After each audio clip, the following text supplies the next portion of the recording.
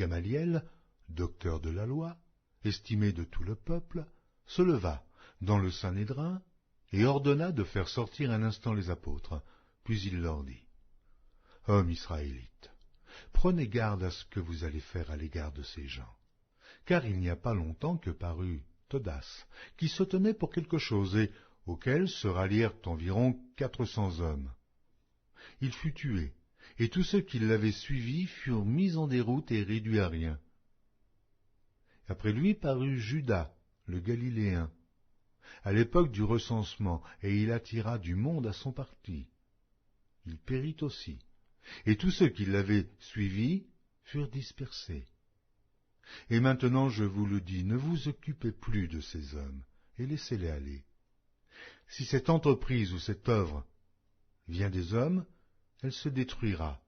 Mais si elle vient de Dieu, vous ne pourrez pas la détruire. Mais si elle vient de Dieu, vous ne pourrez la détruire. Ne courez pas le risque d'avoir combattu contre Dieu. » Ils se rangèrent à son avis, et ayant appelé les apôtres, ils les firent battre de verges. Ils leur défendirent de parler au nom de Jésus, et ils les relâchèrent. Les apôtres se retirèrent de devant le Sanhédrin, joyeux d'avoir été jugés dignes de subir des outrages pour le nom de Jésus.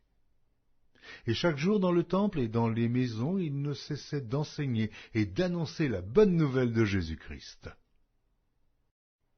Les Actes des Apôtres, chapitre 7. Le souverain sacrificateur dit: « Les choses sont-elles ainsi ?» Étienne répondit: « Hommes, frères et pères, écoutez.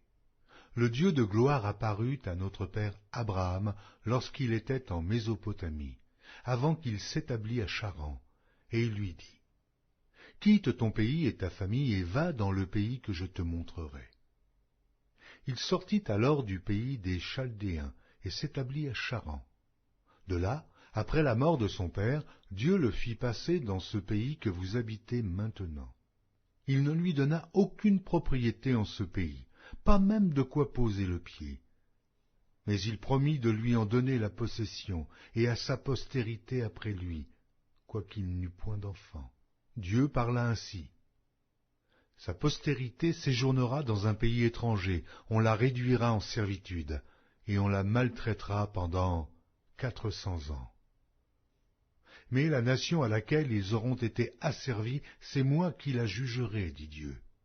Après cela, ils sortiront, et ils me serviront dans ce lieu-ci. » Puis Dieu donna à Abraham l'alliance de la circoncision, et ainsi, Abraham ayant engendré Isaac, le circoncit le 8e jour.